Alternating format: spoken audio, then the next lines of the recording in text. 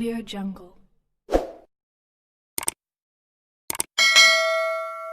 Le Maroc annonce la date de réouverture de ses frontières aériennes et maritimes et fixe des conditions.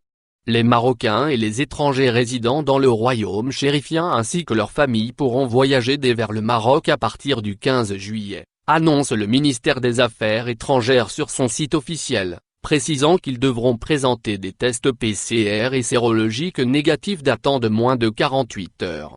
Après une fermeture de près de 4 mois à cause de la pandémie de Covid-19, le Maroc annonce la réouverture partielle de ses frontières aériennes et maritimes à partir du 15 juillet, informe le ministère des Affaires étrangères et de la coopération internationale sur son site officiel. Cette réouverture est soumise à des conditions sanitaires que les voyageurs concernés sont tenus d'observer scrupuleusement. Seules les compagnies nationales aériennes et maritimes sont autorisées à transporter les voyageurs.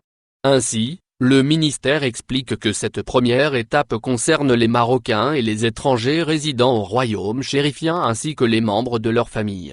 Les conditions, bien que les autorités n'imposent aucune limite temporelle, il n'en demeure pas moins que la réouverture des frontières aériennes et maritimes n'est pas synonyme de disparition de l'épidémie. Les mesures d'hygiène sanitaire restent donc de mise.